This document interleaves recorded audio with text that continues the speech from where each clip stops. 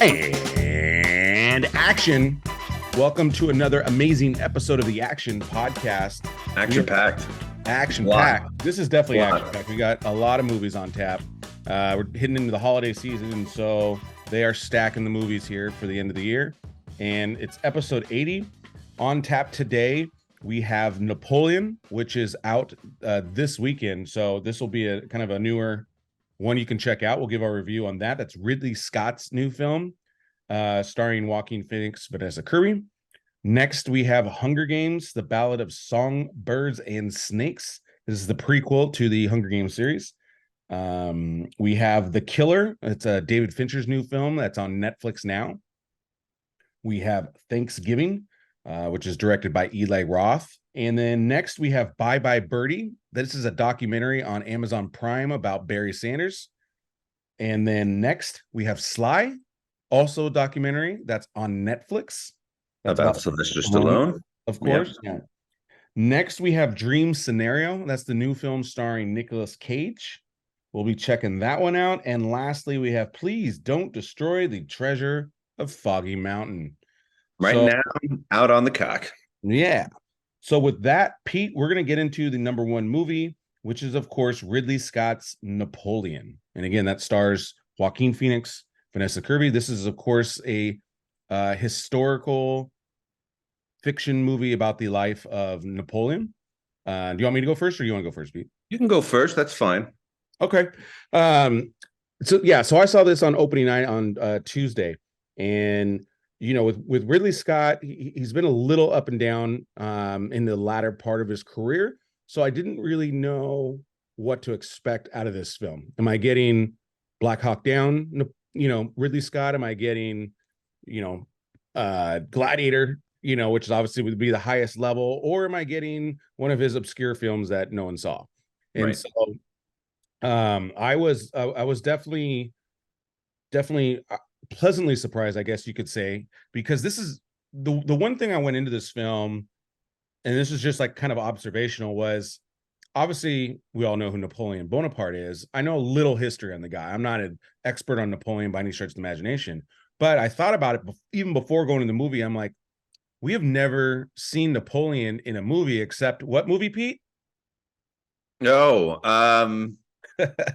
Bill and Ted's. Bill and Ted's. Yeah. Right. So that is really our only like cinematic experience with Napoleon. And so no joke, that was like my only representation. And so I'm like, all right, I know a little bit about the guy, but it made me think. I was curious. I'm like, no one has ever attempted in our lifetime, and even like in a major film, basically, that to my knowledge, like there could be one, but it's not a big movie, but no one has ever tried to make a cinematic movie about Napoleon.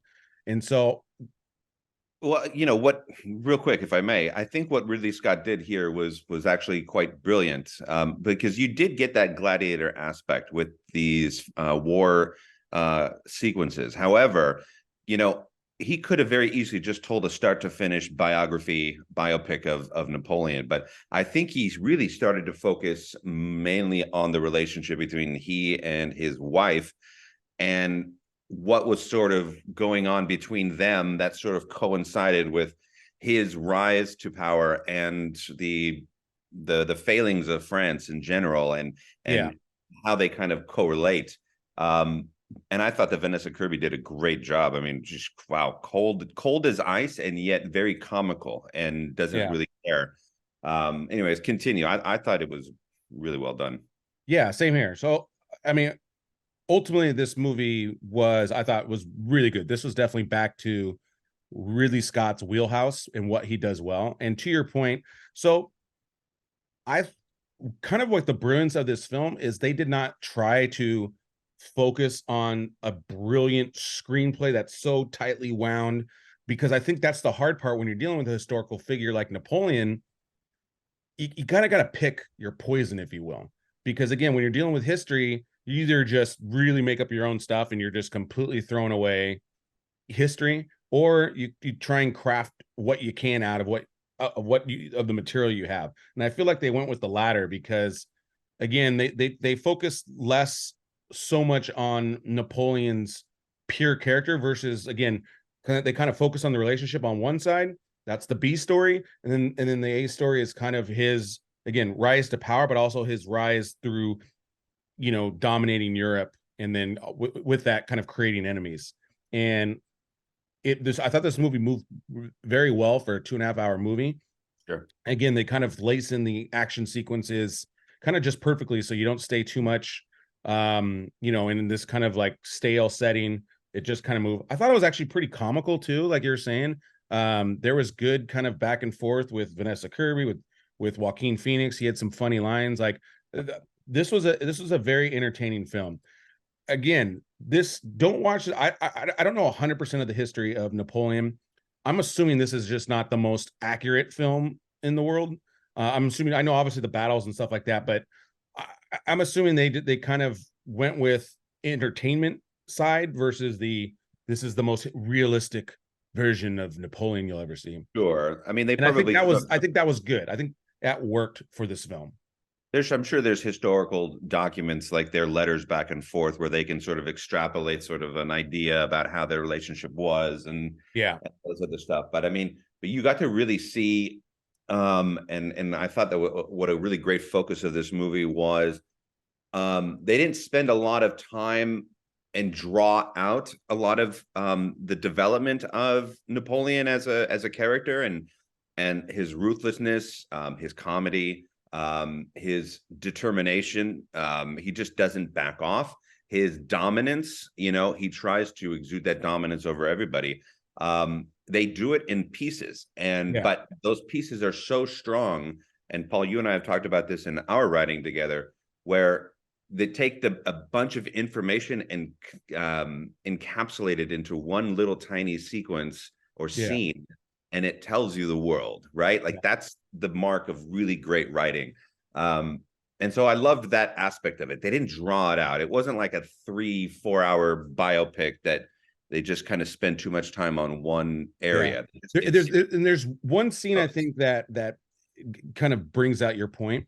There's a scene where he's in Egypt, right? And they're going to conquer Egypt, and there's a mummy tomb of a guy, and they open up, and he's like just staring at the mummy.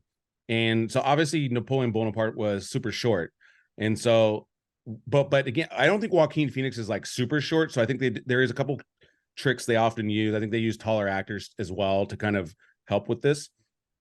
And so they he's kind of trying to look in the eyes of the tomb, and it's kind of this nice like wide side shot, and you can see that the mummy guy is way bigger than Napoleon. And so he gets a little like apple box or whatever you want to call it, and stands on top of it to look in his eyes. And again, right there alone, he's short. Boom, boom, boom. Great writing.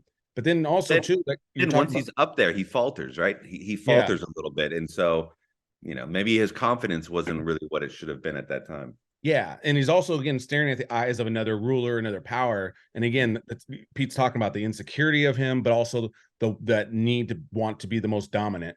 And then there's also other scenes too where you see his military strategic brilliance, which is ultimately what he's known for. He is arguably known for being one of the greatest military strategists, especially on land, that this world has ever known. And so again, little things that we get the point but it wasn't dragged out. And I think that again is really the brilliance of this film. It was entertaining, and I think it's so important for a movie like this because, again, being really the first major Napoleon film, man, this could have been like, think of Alexander. You know what I mean? Like Alexander, that movie was just awfully too long. It doesn't move, too many stale sets, and ultimately that movie was not considered a success by any stretch of the imagination. This movie, I do think, will be considered a success. This is more Black Hawk Down, because again, not crazy story, character development, versus it's very like actions, boom, stacked up one on one another. So I that would be my comp, is kind of a Black Hawk Down of his career. Even the last one, which was his last film he did, which I thought was really good. Those to me are the two comps for Ridley Scott here. It's definitely a must see. You got to go see it. It's well worth your time. And I think this is a good for all demographics. I think, especially, whether it's the senior crowd, definitely check this out. I mean, this is definitely your old school movies that you like to see. and then younger crowd, our age crowd, like definitely see this. This is one of the best, probably the best historical film I've seen all year. Right? I'm trying to think what other. Well, I don't know. Oppenheimer's pretty darn good. Oh yeah, Oppenheimer. Yeah, what am I thinking? Oppenheimer, I think, beats this. I think Joaquin is a strong contender for It's best up there actor. though. It's up there. This is not Oppenheimer, but it's up there. Yeah, it's good. Yeah. Cool. So check that out. Next, Folks, Pete, we have The Hunger Games, The Ballad of Songbirds and Snakes. This is directed by Francis Lawrence, who directed the original Hunger Games, and he had also directed a movie that I really like. What was it? One of the more underrated. I Am Legend. I Am Legend, yeah. In Constantine. I know a lot of people like Constantine too. Red Sparrow. Red Sparrow, yeah. This guy's a beast. Yeah, man. This guy's got some real chops. Yeah. And yeah, I'll take this one first. So this got a 7.2, and so many years later, we decide to have a prequel to the highly successful Hunger Games trilogy, even though it was 4 movies. I didn't really go into this excited. I was really kind of nervous going into it. However, the kid who you might have remembered from the Billy the Kid series, who plays Billy the Kid, Tom Blyth, who plays... Which is out now, by the way. Season 2's out now. Yeah. On MGM Paramount. He plays Snow, right? President Snow from the Jennifer Lawrence version. Yeah. Now, Donald Sutherland's character. Right. So this is his sort of how he went from being this young, in the Capitol, rich, entitled in the first district, how he came to become the President Snow that we know.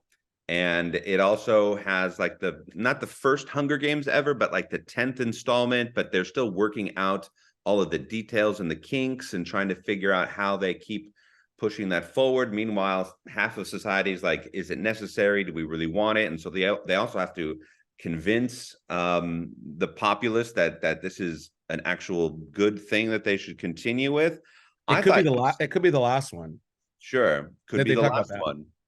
I thought that he stole the show. He looks like a young Chris Martin of Coldplay, and he looks and acts and is brilliant in this film. Like, he drew my attention the whole time. Yeah. So about Lucy Gray, who was played by Rachel Ziegler, she was fine. She didn't really blow me out of the water like Viola Davis always does. Her character, I thought, was a bit over the top at first, but then, as the movie progresses, you start to understand that, okay, this is who she is. And so you start to appreciate it a lot more. Yeah.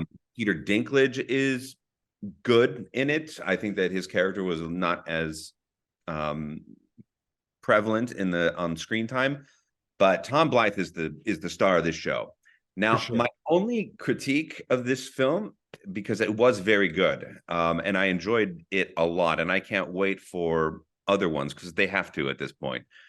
I thought that building up to the Hunger Games was great. I thought the actual Hunger Game competition was great. And then the last act happens, and it happens so fast. Like, it just burns through at the end. I almost want that to be more of this film than the first 2 acts. Like, I really wanted that third act to be drawn out. I wanted to see more of Snow and his ascension. It just kind of happened so quick. Well, I think that's like you're saying, that there might be the sequel, and that's the sequel. Right, but they go from his exile to basically back at the Capitol so quick. You know what I mean? It just, in terms of screen time, it just happens really fast. And I think that, and obviously you're adapting from a book. So I'm sure in the book, and I haven't read the book, so people who've read the book, please don't get on my case about it. I'm sure that they kind of have things played out properly. But yeah, this is a fantastic movie. Go see it. 7.2 on IMDb, which is great. 7.2. Yeah, I agree a lot with what you're saying. Kind of the same thing. I was not looking forward to this. I was not a huge fan of the Hunger Games. I don't think I saw the last 2. I may have seen the first 2. I don't remember, to be honest. That just shows you my level of don't give a shit. about these films. I mean, the first one is great. Second one is First one was good. okay. And So I'm not then even the like a third one. huge. No, the first one was It was innovative. okay. It was good. It was okay. It was okay. I felt like I've seen it before in a different movie, but anyways, irregardless, um, that just shows I was not looking forward to it. However, Sure. I thought this was the best out of all of them. This was the most entertaining. I thought this was a better constructed film. The characters I thought were just um, better developed. Again, like the sequence of how everything tied together. The stakes felt a little higher in a good way. And yeah, I just thoroughly enjoyed this film. I just thought it was a better crafted film uh, than the first one, which I started to rewatch as well. Right. And I agree with Tom Blyth. I saw him in this Billy the Kid series, and I was just like, you know what? I like this guy. And at first, I was kind of like feeling him out, only because the first couple episodes in the series of the Billy Kid series were slower. And I'm just like, wow, man, they're really focusing on some of the stuff we barely know information about. I kind of wanted them to jump faster into the other stuff. The young guns. Yeah. But anyways, so I was I had this guy on my radar, and then I knew he was in this, and I'm like, all right, cool. I want to see this guy. And yeah, like Pete said, he just absolutely crushed it. And I think this kid has got a big future ahead of him. I think, because I've been thinking about like who's the next real star out of the young, early 20s, mid 20s people there. And I think this guy could be it. I think he could be the next kind of like action, action drama kind of a guy. Sure. Timothy, what's his face? Is probably the other one. Timothy Chalamet. Yeah. So those two guys are probably some of the bigger guys. But yeah, check this out. Highly recommend it.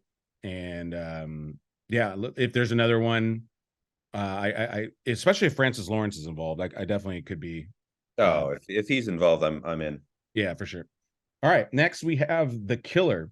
This is David Fincher's new film, and this is out on Netflix now. It stars Michael Fassbender. And Fassbender. That's what I said. You said Fassbender. Fassbender. Yeah. Oh, have you seen the new film with Michael Fassbender? Yeah, I know. It's German. You're right. It's Fassbender. Yeah. Anyways, you got a little Veruca Salt in there right now. I did. Yeah. All right. Trade the Snozzberries. All right, P. You can start on this one. Well, I mean, I won't get heavily involved in this one. I released a more in-depth one at one point, but so David Fincher, as we know, is probably outside of like a Tarantino is one of the better directors in my opinion. He's fantastic. You've seen everything that he's done, and you've loved everything that he's done for sure. So I didn't see a lot of advertisement for this film, not a lot of a marketing push for this film leading up to it. When I actually saw it, it was only afterwards that I started to see things about it.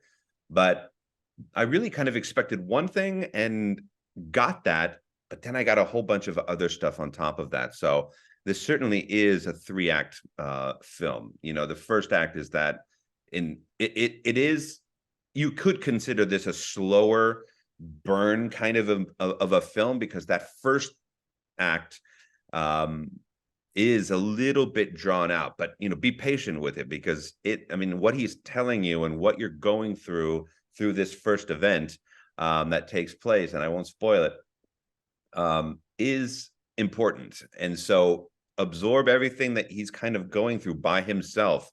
And Fassbender's amazing. He's always good as an actor.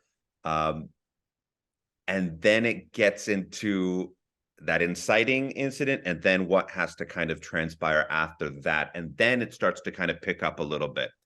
And then the ending kind of comes. And I was with this character through the whole way. It's another one of those questions of, okay, he's an assassin. He's a bad guy, right? But he's kind of a good guy. He's got codes. He's got values. He's got a way of doing things, and he sticks to them like clockwork. However, when he does not, that's when things kind of go the way he hasn't planned, because he plans every second of every day. Yeah. It's a fascinating film, and I enjoyed it. I can't wait to watch it again. Yeah. This is kind of like an Equalizer 3, probably with a little less action, more craft to the film, if you will. My comp for this film, I need to rewatch it again, because I did fall asleep a little bit during it. Not because of the film itself. I tried to watch it super late, and that was a bad idea. But kind of with you, love the details, and again, David Fincher is a true master filmmaker, and every little thing he puts so much detail in. And if you like Zodiac, that would be definitely one of my comps for this film, is Zodiac, because it's kind of a similar darkness to it. This is not like Gone Girl. Gone Girl is probably one of more David Fincher's entertaining type of films, where again, like pace and intrigue and all that is at a high level. This is definitely, I go back to more Zodiac, maybe even Seven. It's kind of more, but Zodiac, I would comp that to the first third, right? Like, because there is no action in Zodiac at all. Like, that's just a straight story, right? Like murder mystery, right. But there's at least investigation, if you will. Yeah, there's at least some action in this one that plays out really well. Yeah, for sure. But yeah, I want to check this out again. I don't really want to give super opinion, but again, I know you just don't want to give anything away. I don't want to give it away, and I know this is a highly rated film.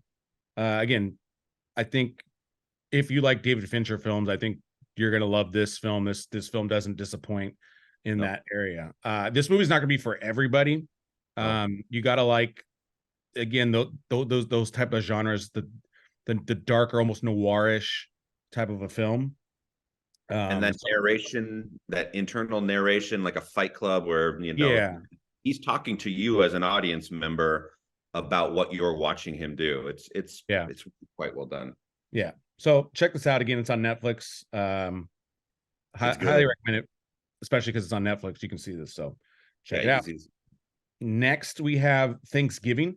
This is directed by Eli Roth. He directed Cabin Fever, and he's arguably considered one of the better Hostel franchise directors. Yeah.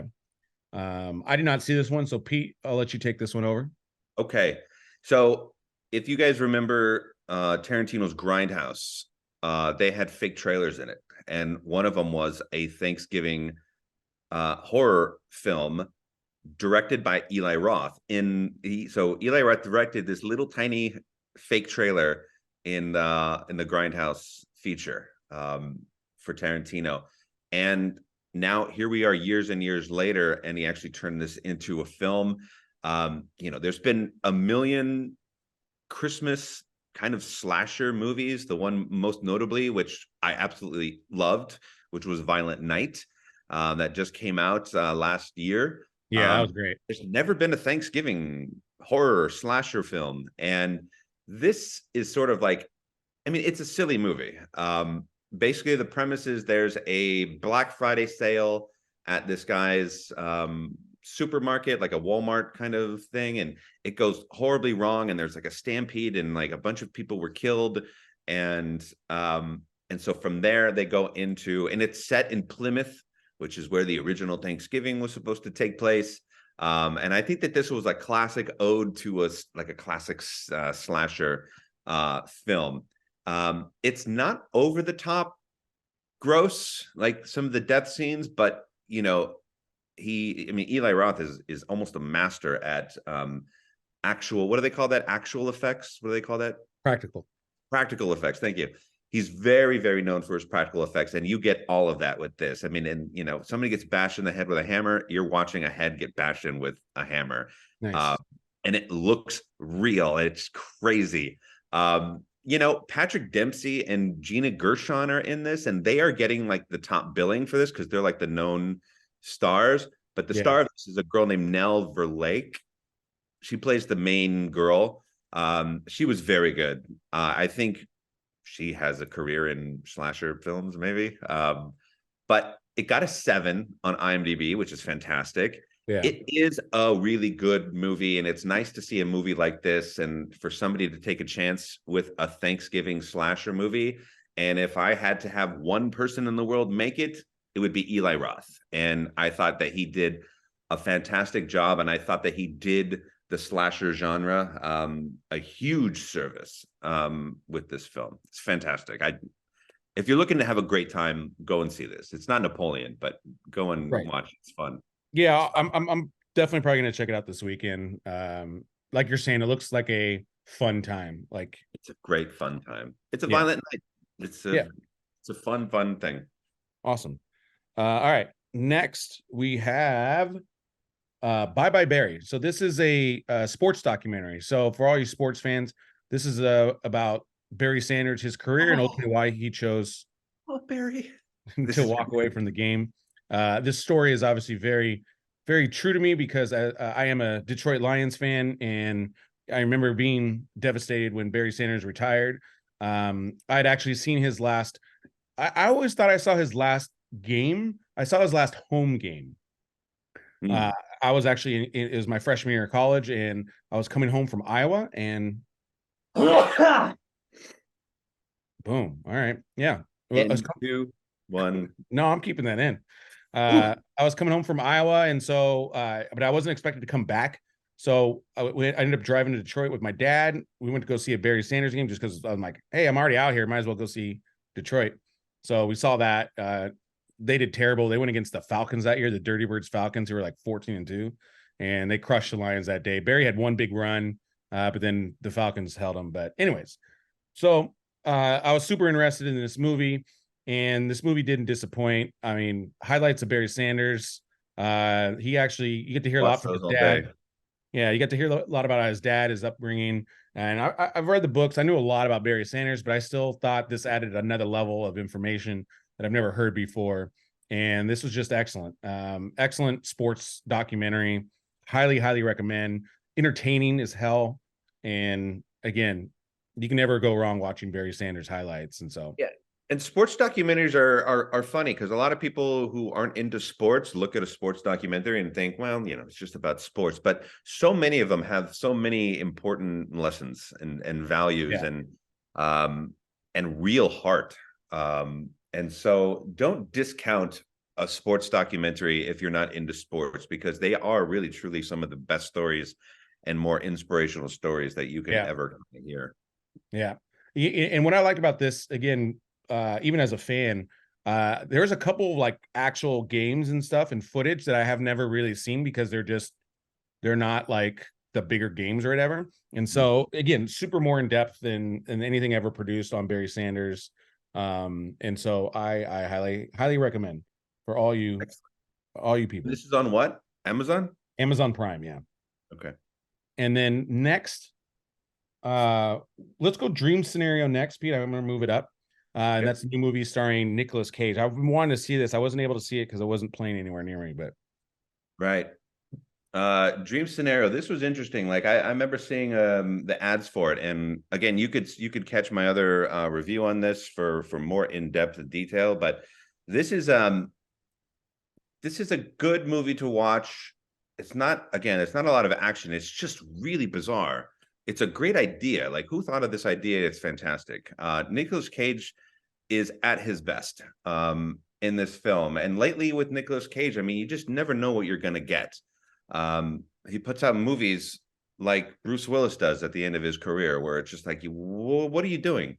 But this is one of those really good performances, and it's a really good movie. He basically is this guy who is just so uninteresting, boring. He's a professor, a teacher of like even the most boring subject. Like his class is filled with like 5 people at any given moment.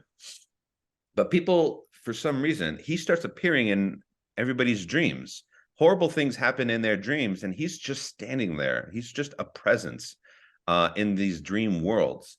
And so he starts to really gain notoriety and becomes a celebrity.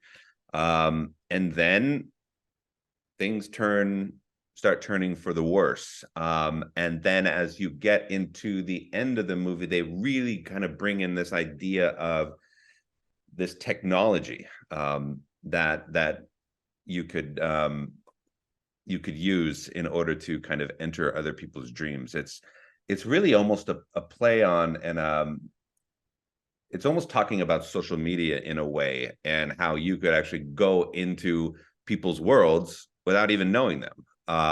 And it's an interesting film. And I would highly recommend you see it if you can't see it in the theaters, because I know it was quite limited. When it does come out on streaming, or you can rent it on a Amazon Prime, you should definitely see it. Nicolas Cage, great job. Nice. Yeah, I definitely want to see it. I'm gonna try and see it this weekend if possible. So, all right, cool. And then next we have Sly, the documentary, Sylvester Stallone. Yeah. Pete, I'll let you start with this one and I'll finish up. Yeah, Sly, like I said in my other review, is one of the more inspirational films I think I've seen in a long time, and it mimics Sylvester Stallone's mentality and his attitude. He's somebody that just never wanted to hear other people say that he couldn't do something, and he had a vision, and he knew how he wanted something to be achieved. And the beauty of this documentary is that the Rocky and the Rambo franchises, and then everything else that he did in between, like Stop or My Mom Will Shoot or Tango and Cash or one of those films, and then eventually the Expendable franchise. This guy's got 3 major franchises. He didn't have to do anything after Rocky, and yet he kept going. Now he's got 3 massive franchises. Every bit of filmmaking that he did coincided with something that was going on in his life at the time. And it's really fascinating to see, as Rocky, how he struggled, how he got popular, Rocky 3, how things, you could never do anything, and then bam, Rambo, and then all the comedies that he did, and it's like, what is he doing? And that's when his life was really starting to kind of go a little bit off. And then the Expendables came, where it's just like, how do we get all of these really great people together? All these people that have helped me in my career, with their action, and then people like Arnold Schwarzenegger, Quentin Tarantino. They are also interviewed in this film, and Arnold it's fascinating to see his perspective on their rivalry and then the respect at the same time that they both had, almost like a Larry Bird, Magic Johnson relationship. Because they ended up doing Planet Hollywood together. Yeah, him and Bruce Willis. They added Bruce Willis. It's fantastic. This is by far one of my favorite documentaries that I think I've seen. Period. Yeah. It's really well done.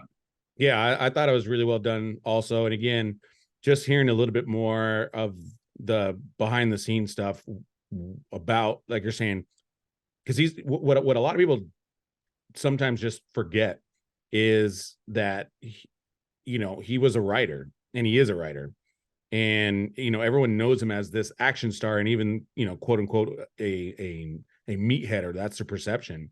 But it's not easy to write. And it doesn't matter. And he's not just the story by guy. He writes the screenplay himself. And so to be able to do that, and written so many, I mean, he's written probably over 20 scripts, I want to say. He's written a lot. And so again, hearing the influences that he goes through and how that ties into the plot line. And again, he kind of stuck to a basic principle, which is write what you know. And it's always kind of a good thing for younger filmmakers to, like, sometimes when you start writing stuff that you don't really have that knowledge or awareness of, but when you write something, the passion comes out even more, and like you're saying with Rocky 3, like he himself personally was dealing with becoming a superstar. And so now Rocky's character was now dealing with how to become a superstar. And that's just really, really brilliant, smart writing. And that's why all those movies worked. Even to an extent, story wise, number 5 worked. It just, people didn't like it because it was different. But had something to do with what he was kind of going through at the time, like with his son. And then his favorite one, which I know was arguably a lot of people's favorite, was actually Rocky Balboa, which was the sixth one. Yeah, one is by far his favorite film that he's ever actually made. I think that's what he said in the documentary. I don't remember exactly, but I think that's like his baby, right? Like, as much as Rocky 1 was his baby, Rocky Balboa was one that I think that he just poured everything into, because that's where he was in his life at that time. Yeah. It's fascinating. Very self-reflecting and remembering kind of how you got there. But yeah. So definitely check You're this too out. old. You can't do this. You're old too. Yeah. So bam, Expendables. Yeah. I Yeah. can't do it anymore. Look what I just did. Franchise, dude. Yeah. Franchise. 4. Just the other one just came out. So Incredible. insane. So yeah, check that out. That's on Netflix now. And then lastly, I did not see this one. I know nothing about this one actually. But this is Please Don't Destroy the Treasure of Foggy Mountain. First of all, Pete, where do we see this one? You see this one on the cock. This one is on Peacock. Oh, really? Yep, you can see this right now. It's streaming. Okay, listen, this is just silly comedy. This is a group. I'm not going to spend a lot of time on this. It's good. Go and see it. It's an Apatow produced film. These kids that are in it, I believe, are on the behind some of the SNL shorts, digital shorts that you see right now. They're almost like another Lonely Island kind of group of kids. Conan O'Brien is in this as he plays the dad of one of the kids. And the narrator is John Goodman, and he is hilarious as the narrator of this film. So basically, these three boys, these three friends, aren't happy with where their lives are headed, and then they decide that they follow through with something, a relic that they found. I think it was a compass that they found when they were kids. They figure out that is actually a treasure map, and they want to go and find this treasure so that they can actually improve their lives for various reasons. It's funny. It's got some great scenes. It's got some really silly scenes. It's a funny movie. If you're looking for a comedy to stream, it's fun. It's not great. It's not the best movie you've ever seen, but it's a good watch, and you'll have some good chuckles. Awesome. Yeah, I'll check that out. And lastly, if you have got the Paramount Plus, there's another documentary called JFK: What the Doctors Saw, and it's about what the actual doctors from Parkland saw versus what came out in the Warren Commission, and how we should believe them because they were actually doctors and the other people were not. And fantastic, fascinating. I love anything JFK. Yeah, I think we interviewed that doctor. I think so. Yeah, I'm pretty familiar with the subject. We did.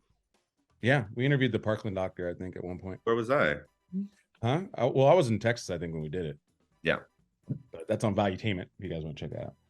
All right. So that's going to wrap it up for this episode. Thank you guys for tuning in. Make sure you like, share, and subscribe. Next week on tap, we got a couple movies. Wish, which is out now, just came out. We obviously hadn't enough time to see that one, but that's like probably the number one movie. That's Disney, right? Disney animation film. So we'll see. Disney's been up and down. We don't have any box office stuff yet, but that'll be interesting to see in terms of how well this one performs. Will Disney get back to its roots? Come on. Will they continue their downward trend? And then also is Silent Night, which is from the producers of John Wick. Hopefully that's like a Violent Night type of movie. And so that was very good. Obviously, we like John Wick, so I'm actually looking forward to this. This looks like a good time. We're going down to that. We may or may not see Maestro. It's out in limited release. It's going to be out on Netflix December 20th, but I do want to at least announce it because that may or may not be on tap next. I'm going to try and see that at some point. Bradley Cooper directed, and we'll see. I'm going to try and see that early so we can review that, guys. It's out in the Westwood Theater out in Los Angeles. So, limited release now. So, with that, Pete, that's going to wrap it up as today. So that is a cut. Thanks, guys.